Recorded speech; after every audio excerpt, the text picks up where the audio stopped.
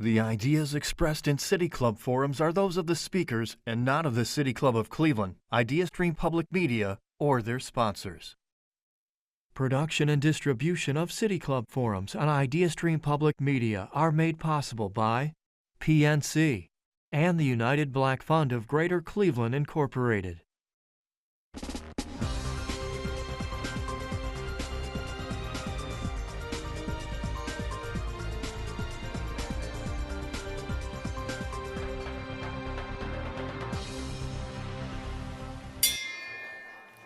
Good afternoon, and welcome to the City Club of Cleveland, where we are devoted to creating conversations of consequence that help democracy thrive.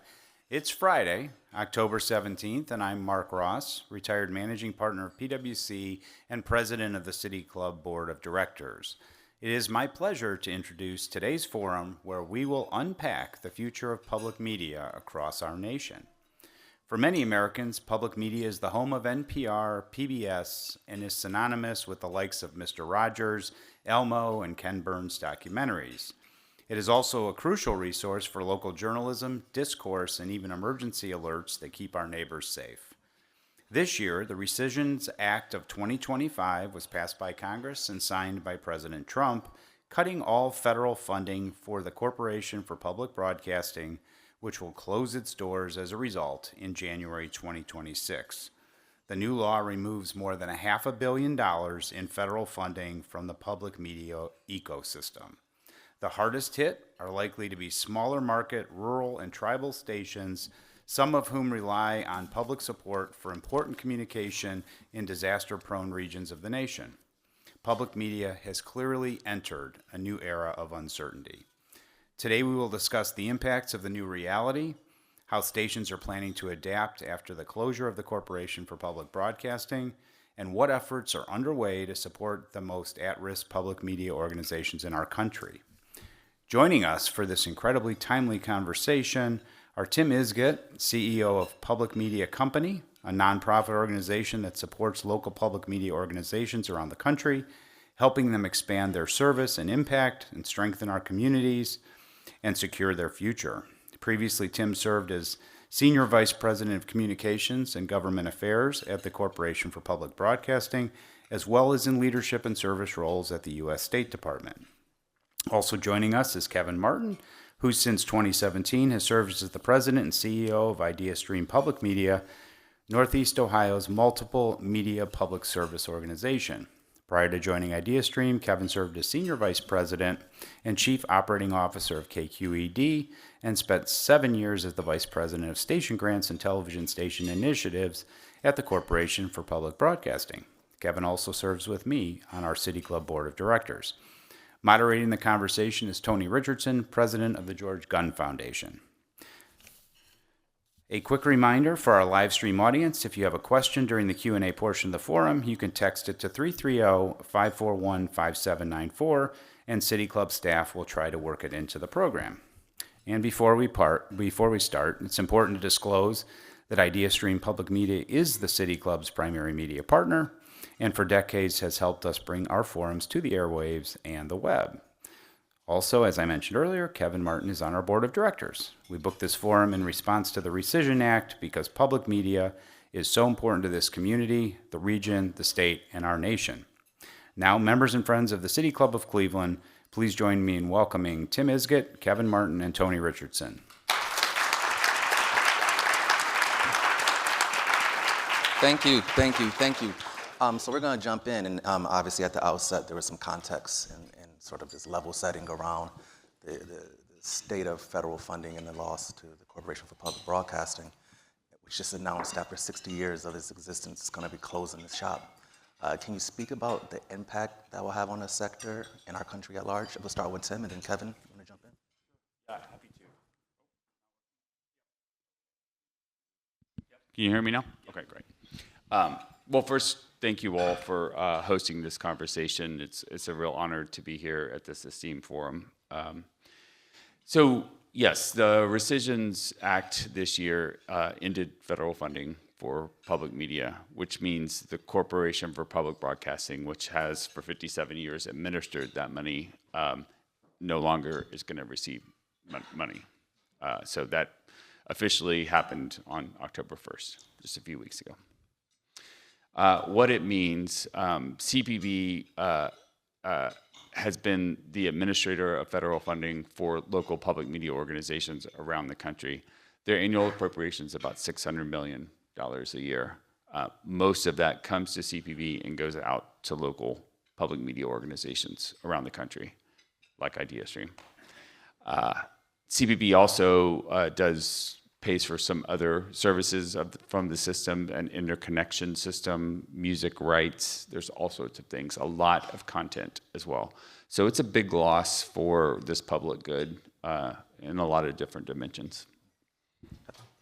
Yeah, one disclosure that Mark didn't mention is that Tim and I worked together at the Corporation for Public Broadcasting for, I think we overlapped maybe 5 or 7 years. And one of my jobs was to oversee a large part, 70% of the government appropriation. So that meant about $320 million of the appropriation that went primarily to stations. But PBS got some funds for PBS, our kids programming. But what that means for IdeaStream is that $2.7 million hole that was created immediately when the rescission happened and the clawback. And the clawback was $1.1 billion. And these were funds that were previously appropriated for 2 years. And let me just say a word about that, because it was President Gerald Ford who enacted that forward funding for public media to really protect it from Congress, to protect it from itself. And so this was something, and I would say public media has had broad bipartisan support every year. And most of my job, a large part of my job for the past 34 years I've been in public media has been going to the Hill and talking to representatives, whether they're from Texas, California, Minnesota, or Ohio. And it's been bipartisan support every place I've gone. And so this was unusual. It caught us somewhat by surprise, even though we noticed that there's a huge division in the country right now. I never thought that, given my career, that I would see kind of the dissolution of CPB. So it feels a little surreal, and I have lots of friends, as Tim does, who work there.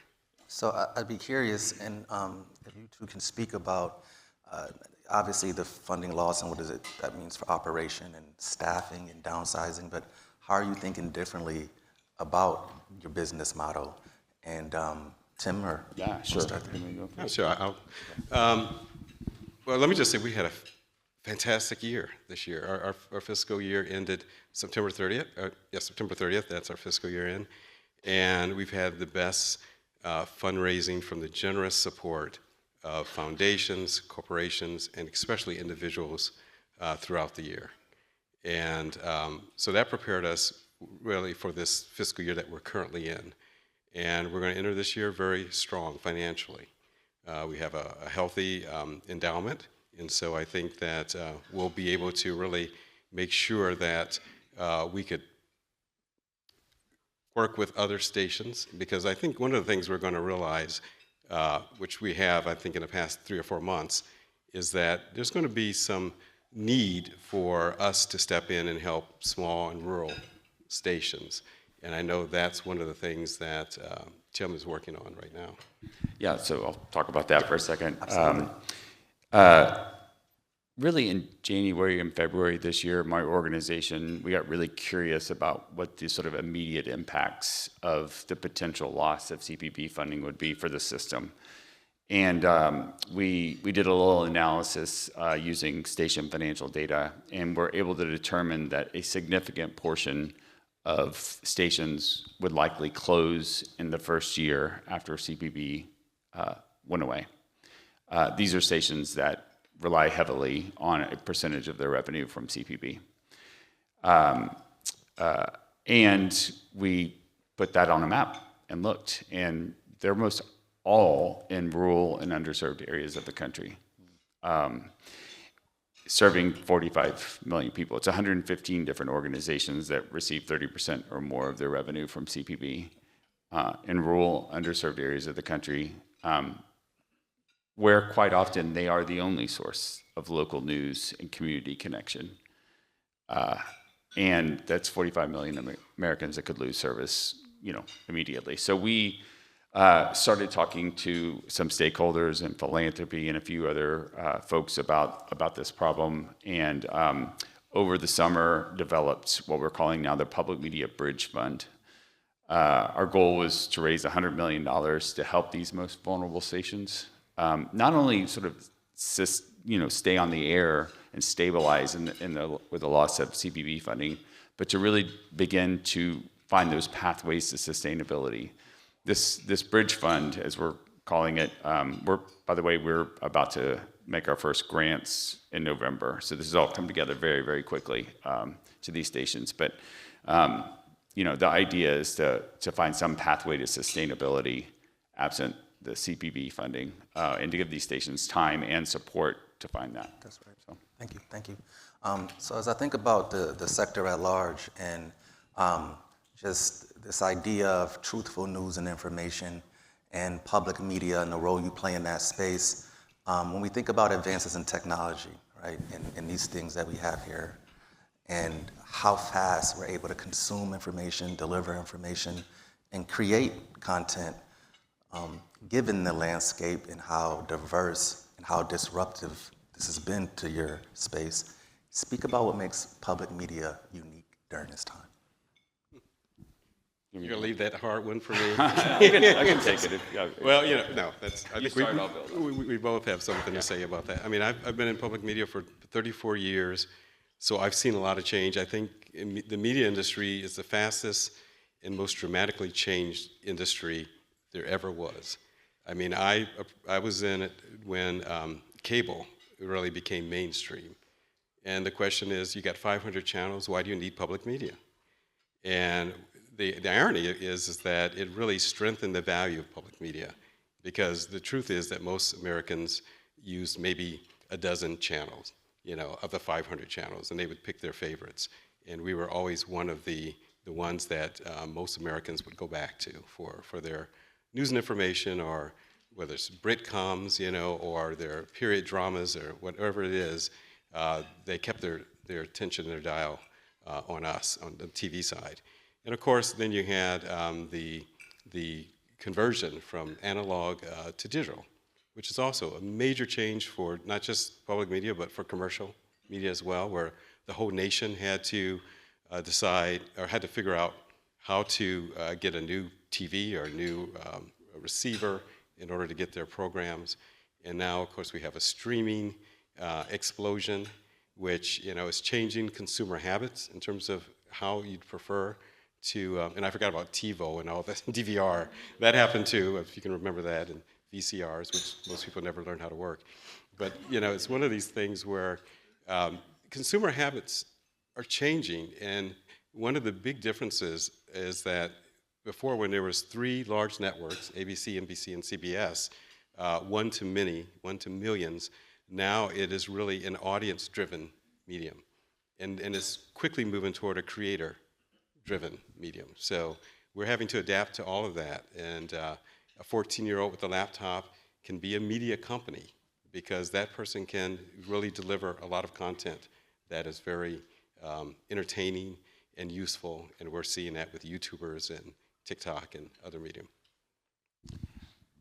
So I talk often about sort of the unique characteristics of public media in the U.S., and I'll name 3 real quick, and then I'm going to get to your question very specifically. But first of all, U.S. public media, by design in this country, is decentralized.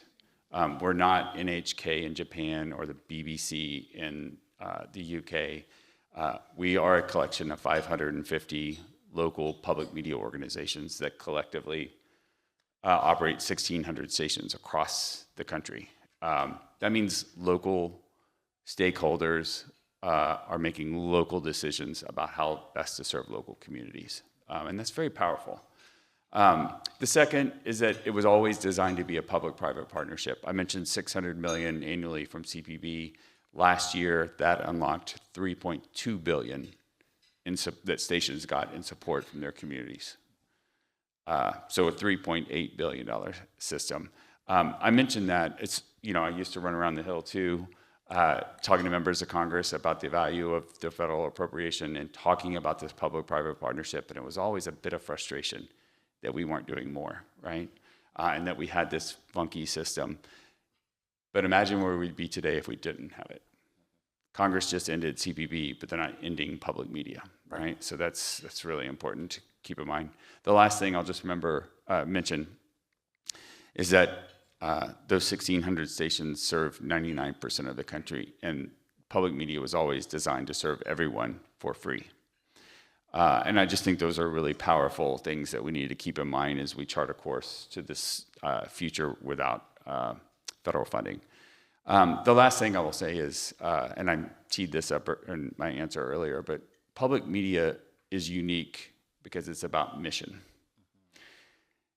We are inundated with media that treats us as consumers. It's funded by corporations or algorithms or AI or political interests right now. Public media is local, and it's answerable to local communities. And it's about the mission to serve communities' information and cultural needs. And I just think that's really unique. And as we think about the future of our democracy and our society and the role of media in that, I think public media, we need to talk more about the value of public media. Great. So I'm going to go back to this the democracy theme you just raised. And at the George Gunn Foundation, democracy building is one of the core pillars or tenets of our grant making. Just given where we are in our country right now, sort of the socio-political environment, I'd be curious to hear your thoughts on the state of democracy. And when you think about the First Amendment, freedom of speech, freedom of the press, can you speak to how those particular tenets of our Constitution are being attacked, and what does it mean for your sector? That's a big question. That's a really big question. Yes. Well, Tim, I know that you certainly are in that space right now. And I've been thinking more philosophically about that type of thing because I think it's important to kind of rise up out of the weeds and the operations. And one of the questions I get most often is one of the ones you brought up in the first question, which is, can public media, what will happen to public media? Will it kind of die? Will it diminish? Will it thrive? I do think public media can thrive and probably will thrive, meaning PBS and NPR, I think they will find lots of funders for their the resources that they'll get for the American public. But I still believe that public media belongs to the American public, period. And I think that is one of the things that I hate that that we might lose, is the accountability to the American public at large. Yeah, Tony, thanks for the question. I mean, is there any doubt that media is playing an enormous role in our democracy right now? Unfortunately, it's playing such a huge role to pull us apart and to divide us.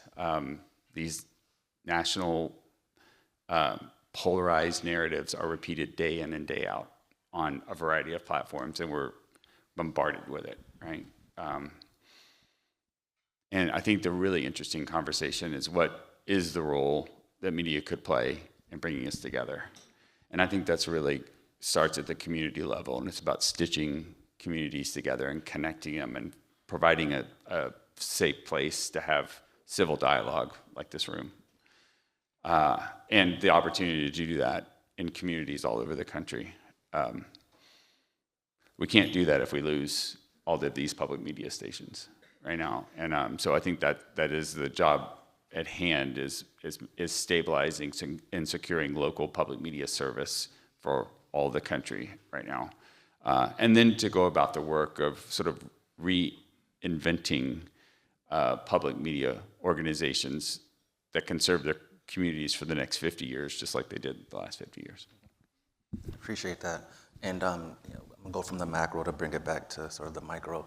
And when I think about the role of philanthropy during this time, what should be the role of organized philanthropy? I know, Kevin, you had mentioned how you were able to stabilize operations from the generosity of individual donors, corporations, foundations. But can you two speak to the role of philanthropy during this time? Sure, and it's something that I talk about all the time whenever I get an opportunity, because of every place I've worked, and I've worked in a lot of major markets, Northeast Ohio, and in particular Cleveland, is the most philanthropically inclined of any place where you have, and I think it's because in many ways it's in the DNA where United Way and the Community Foundation were really strong players in the very beginning, and I think that set the stage for support, and just individuals as well. So I think that plays a big part in why IdeaStream really punches way above its weight when it comes to giving from individuals and from foundations. And I just think it's, California was not like that, or San Francisco or Dallas wasn't like that. Twin Cities comes close, but they've changed quite a bit as well. Yeah, my observation since the rescission vote is that philanthropy is playing an enormous role and really stepping up. And I mentioned we're at about $57 million we raised in about 10 weeks for our bridge fund. We're trying to get to 100 million. But philanthropy is also playing a role in helping support children's programming and national programming at PBS and NPR. Without that philanthropic culture and without the value they place on public media, none of that would be possible. And where would we be today without that? So. Absolutely. And at our foundation, we've increased our grant-making payout, and particularly around democracy building and coalition coordination, and just bringing communities together and organizations together to really leverage their collective influence, advocacy, and strengths. So I'm curious to Kevin, I'm going to come back to you around sort of the role of IdeaStream here regionally, locally. Is there a role, and what has been the role of IdeaStream of strengthening the regional infrastructure around public media? Yeah, I mean, IdeaStream public media plays an outsized role, not just in the region of Northeast Ohio, but in the state. As the largest public media entity, really by far in Ohio, we have a responsibility to do statewide production. So we have 30 staff at the State House that covers the House, the Senate, and executive branch, but we also cover the Ohio Supreme Court. We also have a small team that does the editorial side, meaning cover the legislature from an editorial standpoint. And we started a collaborative, it's called a statewide collaborative called the Ohio Newsroom about 2.5 years ago. And that is a collection of 4 anchor stations here in Cleveland, Cincinnati, Columbus, and Yellow Springs. But it involves all of the Ohio NPR stations. And we lead that because we have the resources and capacity to do it. And it has really grown. The funding for that has grown. And unlike the folks at the State House, they don't really cover politics. They cover voices from all over Ohio. And so far they've been close to, I think there are 88 counties in Ohio.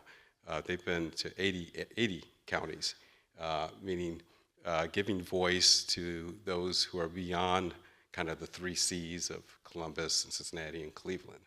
And I'm really proud of that because I think it just shows the strength of public media in Ohio, how we come together. And that's unique and it's rare. That doesn't happen any other place where the 8 public television stations and the 13 public radio stations come together for the greater good. Great. Can I just make a comment sort of nationally too, because every public media organization out there, every local one, PBS, NPR, are all being faced with the reality of reduced revenue right now. For some, it's not that much. For some, it's significant. That's the at-risk stations that we're focused on. But But the solution beyond that is really going to be about more collaborations, some mergers, some shared service agreements. We can't afford to continue to operate these individual organizations in the breadth and scale that we have right now. And to maintain that service to 99%, the local service to 99% of the country, we're just gonna have to do things differently. And it's forcing some really uncomfortable conversations, some tough conversations right now, some tough decisions. But if our goal is to continue to maintain local public media service, we're gonna have to do things differently. And that's just the reality. And by the way, it's gonna look different in every community across the country. Wow. And full transparency, those last two questions weren't planned, but you all did a great job. You nailed it. So I did.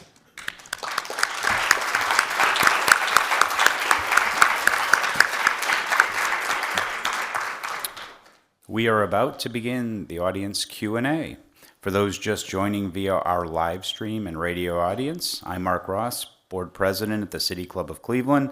Today we're talking about the future of public media after the shuttering of the Corporation for Public Broadcasting and how stations across the nation are adapting after the congressional elimination of federal dollars. We welcome questions from everyone, City Club members, guests, students, and those joining via our live stream at cityclub.org or live radio broadcast at 89.7 WKSU Idea Stream Public Media. If you'd like to text a question, please text it to 330-541-5794, and the City Club staff will try to work it into the program. May we have the first question? Yeah, thanks. Nice socks, by the way. I get compliments on these all the Your remarks about how there was bipartisan support for public media prompts me to ask if you think there is support or would be support for a separate bill refunding public media. And if you put that up as a separate bill, would there be any Republicans who would take a leadership position? And then even more specifically, where do you think our Ohio representatives would fall on an issue like that? So, let me start. Yeah, Okay. please. Yeah. So, so it's head of government affairs at CPB for a number of years, and we faced a few votes to either defund CPB or pull out NPR funding. And when I was there, 2005 to 2012, 2013, those votes would be unanimous, Democrat support for public media, and usually around 70, 80 Republicans, which made the votes this year so shocking. Where has that support gone? Why has it eroded? And these members of Congress just cast their votes in a very public way, and it was, I think, spun as a vote against NPR and PBS and liberal programming or whatever, but in reality, it hits local stations. And I think they knew that, and they did it anyway. So I don't have a lot of hope for this Congress and this administration that funding is going to come back. But I think, again, if we care about the role of media in democracy, we need to be having a conversation about what the future looks like. And so I'm hopeful that we can get there one day. You want to talk about it? Yeah, I agree with that, and I would say it's been a mixed bag with the Ohio legislature, but largely positive. I've been involved with the testimonials, testifying at the State House now 3 times since I've been here, and we've gotten support for our coverage of the House, the Senate, and executive branch. We've gotten increases for our coverage of the Ohio Supreme Court. And this year, for the first time, we got a 5% increase for the editorial coverage of the State House News Bureau, that has not happened, I don't think, in the history of our involvement there. But we did get cut for our educational efforts. And that has really hurt especially public television stations across Ohio. because a lot of those stations depended largely on the educational efforts, and that was their core service. It's part of our service too, but we have diversified services, and so it wasn't that critical, or that it didn't hurt us as much, but it really does. We'll have to find some ways to maintain kind of our educational efforts for preschool and K through 12. Melanie? There was such power in when, at the end of NewsHour, Sesame Street, they would say this program is funded by the American people and viewers like you. And now without that leverage, it's a challenge, but also knowing that with federal funding comes some restrictions, what are some new things you can do looking at opportunities with 100% funding from private donations? That is a great question, Melanie. I knew you would have a great Yes, question.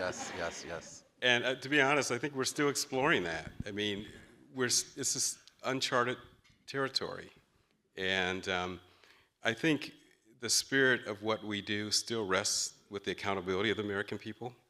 And whatever region you're serving, whatever city you're serving, whatever locale. And I don't know that that will change, even though we don't have federal funding. I think it's something that is going to be important for every public media provider across the country to maintain that and to be accountable. Because, you know, we still will rely on individual giving, foundation giving, corporate giving. All of those things will be really important going forward. So I would hope that we will see, whatever the configuration is, whether there's a trust fund for PBS and a trust fund for NPR, which there might be for national programming, what we do on a local level will remain the same, with some tweaks. Yeah. I mean, Kevin alluded to this earlier, but the media and technology landscaping is changing so rapidly right now. It is really hard to look around corners and see what the next trend is going to be. And for media organizations that are dedicated to serving community needs, how we're going to do that in the future is murky. It's hard to see. But I think that there are opportunities to do that, to engage communities, to serve communities' information needs in new ways, and hopefully find some efficiencies along the way too. I think more collaborations are definitely needed. Different operating models are needed. And making sure that local organizations are spending their resources on service, not the back-end operations. And it's expensive to run broadcast technology. It just is. So maybe there's an opportunity down the road to continue to pivot into more efficient, less costly ways to serve community needs. That's not a very specific answer, but that's the great hope. Kevin, you mentioned that a 14-year-old can get a TV and be broadcasting in that sense. But there's no editor. There's no way to verify it. We got, the Fox got a liable for $750 million. The change that is taking place is like what's seen in Pentagon, that they are, giving away their credentials rather than agree to. It's the whole idea behind to how to change the narrative that exists. And so it's a much bigger game. And how does the NPR is going to play and make sure that the real messages go out rather than what the administration wants it to be out there? Thanks, Fareed. Again, I knew you'd ask a great question, but and if you layer on AI on top of that and deep fakes, the question will be, what can you believe? What is the truth? I saw some AI demonstrations just last week that you could not tell that it wasn't the person speaking who was actually speaking. You can do deep fakes in a way that it's going to become even more challenging for politicians to do ads and represent themselves. So I think it does feel a bit like the Wild Wild West, you know, and I think what we're experiencing now is some conflicts and contradictions, you know, because in one sense, it gives more voice to more people. It's a more open society. Social media certainly is a platform that's open and has allowed more people to, is given more voice to people. But as you said, there's no fact checking. And what's happened in many ways to social media is it's become kind of an organizing principle as opposed to understanding true opinions. And so what you have are campaigns, you know, that are orchestrated. And it, you know, the irony is it squelches, I think, dissent and threatens dissent, where the very thing that social media should give life to is dissent in all voices. But it really doesn't do that. I don't know if that's the complete answer to that question, but Tim, did you have anything? You're right, and and I think people are still looking for information they can trust. Right. And if you think about who media institutions are accountable to, corporations, political interests, whatever, technology companies, public media is accountable to local communities. Look outside today. You know, that's who we're accountable to. And I think, you know, really leaning in on being trustworthy. We're not always going to get it right, and there's going to be, we're humans that produce news and try to tell stories, and there's going to be subjectivity baked into that. But the pursuit of truth and trying to earn the trust of our communities every single day is part of public media's mission. And I'll just add really quickly, just jump in. Years ago when I met Kevin and we were funding a lot of different sort of media organizations, you would always lead with this truthful news and information. And I had never heard it framed that way. And it stuck with me, and that's how I now talk about media and information, truthful news and information. So thanks for putting that in my vernacular. I'm glad I could help. Good afternoon. Thank you for the opportunity to be here. I appreciate how passionate you all are for what you're doing. I'm an instructor at Cleveland State University where I teach professional communication. I teach that trustworthy professionals are ethical, transparent, and value shared governance. I also belong to the community, a displaced and disgraced community. Formerly, the radio station WCSB was run by students at Cleveland State University as a student organization. We believe in the future of evidence. As a researcher, as a community member, we care about the evidence that was used to make the decision to take the radio station from a diverse group and put it in a monolithic place to make decisions based on what stewards of the public trust have made and taken something from the students very abruptly that they grew and had diverse voices. So could you tell us more about the evidence that was used to displace this multi-faceted, multi-generational, multi-class, multi-ethnic organization for a smooth jazz approach to radio?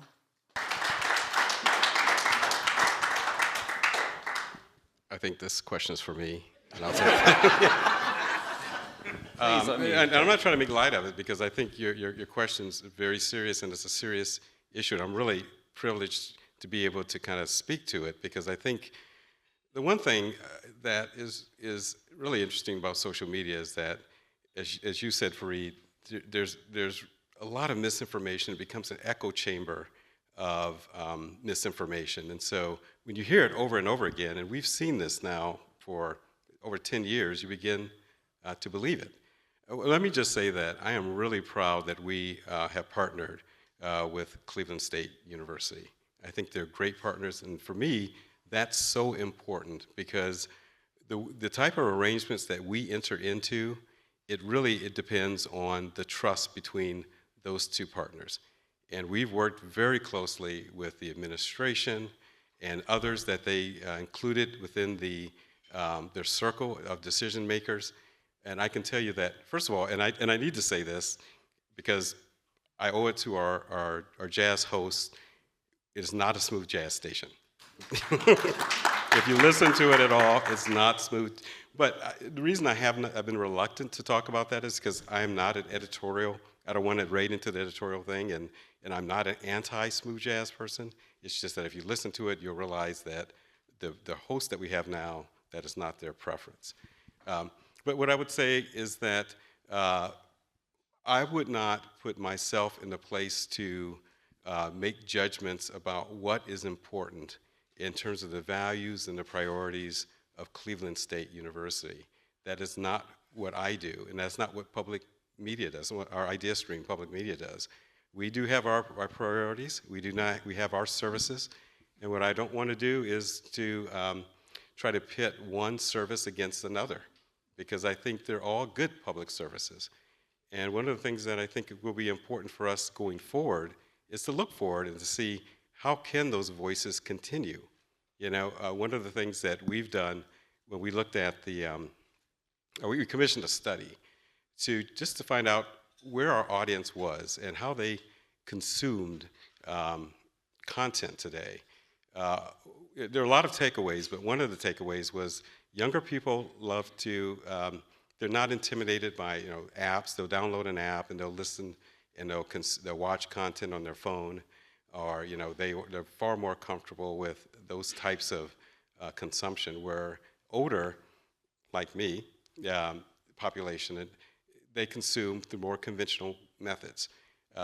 We did a kind of a listening session at Oberlin once, and we were talking about radio, and I was really shocked. It was my first time realizing that those people who were in the room, they didn't use radio. They just didn't consume radio, and they said, well, what is radio? Is that like free Wi-Fi? And we said, well, yeah, you can say that it's free Wi-Fi because it's one-to-many and you can get it anywhere where the reception is good. And so things are changing, and one of the things that I think is really important is that I've lived through and a lot of others in the media business has lived through is all these changes is that we need to adapt. We need to adapt to where the audience is and how they're consuming media today. And I know that certainly IdeaStream has been really focused on putting our resources there. All right, well, thank you for answering. Yeah, Can I just, I don't know the circumstances, and it would be inappropriate for me to talk about it. I will mention sort of a macro issue that we're sort of faced with right now. There are over 350 public radio organizations around the country. About half of those are university licensees, meaning the university holds the non-commercial license. And we're obviously in a media ecosystem that is rapidly changing, and the business model is constantly evolving. Universities are also in a rapidly changing business model environment too right now. And we know that many of them are going to be making decisions about the future operations of public radio. And it is, again, it won't be a one-size-fits-all, but it's something that we're paying really, really close attention to right now.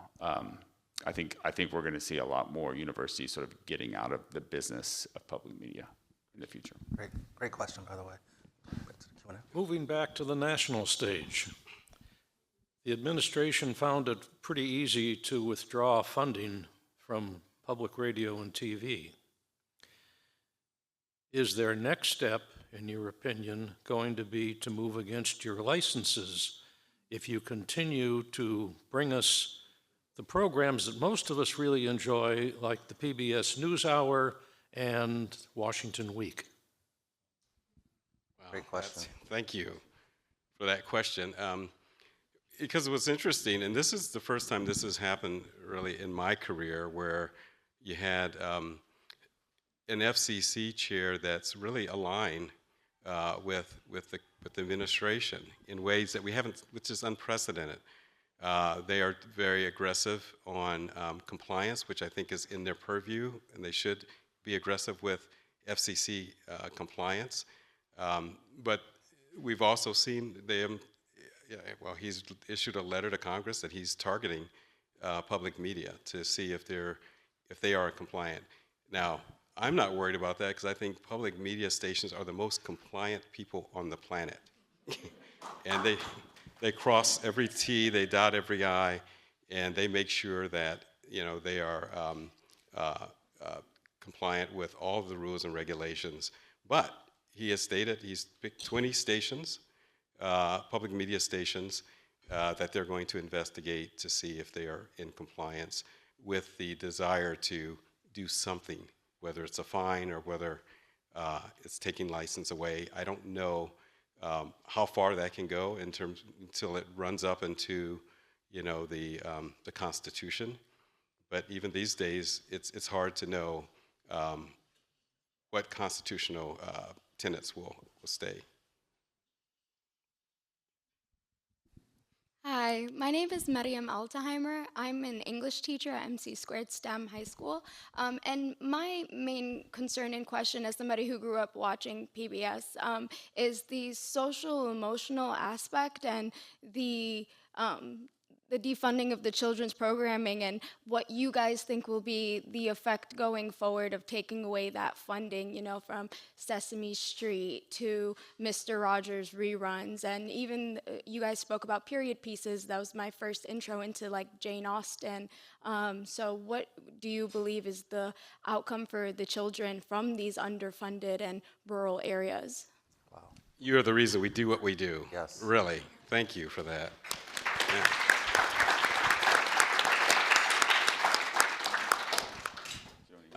Well, I would just say that, again, we're in uncharted territory. It's important to us. But one of the things that was important that we've learned is that there's been a digital migration. And when the first sign of that was parents needing more control of screen time, for their kids.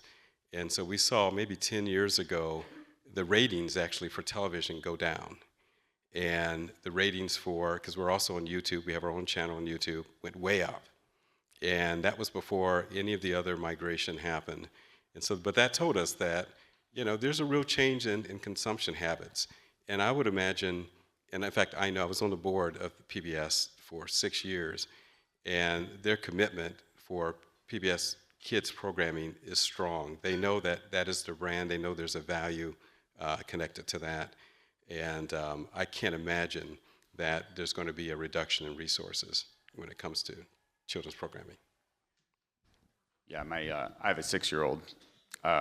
Molly of Denali and Wildcrats are part of his diet.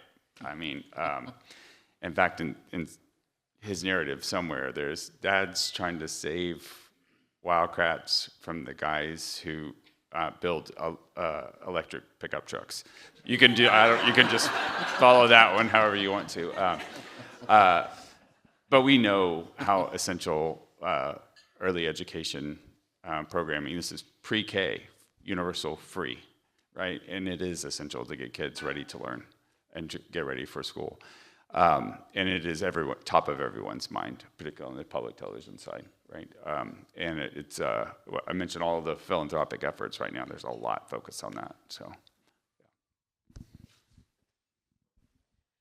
hello, my name is Lori Albright. I'm a retired school psychologist working in the public schools. And I'm sorry to bring up this topic again, but my husband and I, we greatly increased our commitment to IdeaStream because we value it so much in this dangerous environment. But I am really struggling with the decision that IdeaStream partnered with Cleveland State. I hear you talking about how important it is for that collaboration. I completely agree. And it seems to me that the tone-deaf part of this agreement is on Cleveland State's side. However, IdeaStream is a partner in this.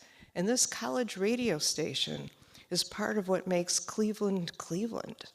Another jazz station doesn't make Cleveland, Cleveland.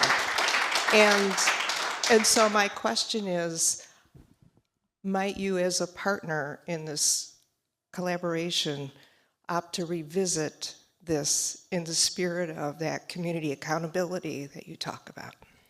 Thank you for that question. Well, I would say that the talks will continue. And one of the things that we are working very closely with Cleveland State is their, I don't know if you're familiar with their nationality programs. They have identified some nationality programs, and we have some space, that we can accommodate some of those nationality programs. Regarding the students, one of the things I've learned, and I didn't know this until we had our Sound of Ideas forum last Tuesday, and I didn't know the distinction between clubs at Cleveland State University and other degree-related programs. So my understanding is that the radio station was a club, something like the chess club or the drama club or one of those clubs. And what I heard Dr. Bloomberg say is that her biggest and highest priority is on degree programs and getting kids ready for careers. And not to say that there's no value in those clubs, but one of the things you just heard Tim say is that what we do know in terms of the reality of institutions of higher learning is that there's a dwindling student population, which means there's going to be less funds, less resources, and there's going to have to be some hard decisions that are being made by universities. I'm glad I'm not one that has to make it. We have our mission that we're trying to serve. I do think that jazz programming is important. It may not be that important to you, but it's important to a large constituents and it's an original art form, an African-American art form, and it's something that we have been a champion of for over 40 years.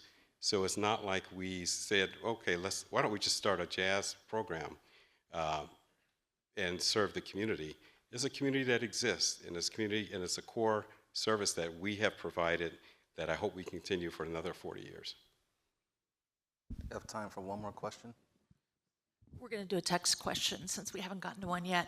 Can you talk about the precedent the clawback set as a strategy and or a weapon for removing funding for other federal agencies or projects? It seems like now that it's been proved that it can happen, it might happen more and beyond public media. Yeah, it's an interesting tactic. Kevin mentioned CPB's sort of privileged position as being forward funded 2 years. That was put in place to protect editorial independence of public media, to keep Congress from doing what it just did. Yet they legally enacted a process to claw back future funding, the $1.1 billion over the next 2 years for CPB. I think it's an interest, if they can do that, which is a huge lift, I think all rescissions are on the table moving forward as a tactic and a strategy. That's what I'll say.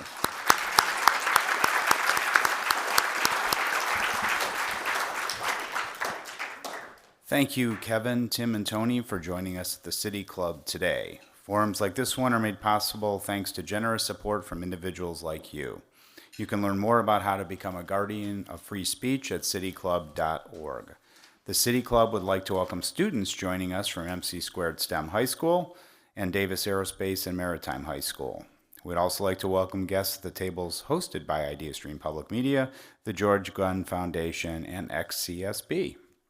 Coming up next week at the City Club on Tuesday, October 21st, we host the 2025 State of the Schools with CMSD CEO Dr. Warren Morgan at the Huntington Convention Center. Then on Friday, October 24th, Tiffany Shea with Jobs for the Future will discuss the evolution and promise of artificial intelligence for the future of work with Janine Kaiser from the Compass Policy Strategies as a moderator. You can learn more about these forums and others at cityclub.org. Thank you once again to our speakers and to our members and friends of the City Club. I'm Mark Ross, and this forum is now adjourned. For information on upcoming speakers or for podcasts of the City Club, go to cityclub.org.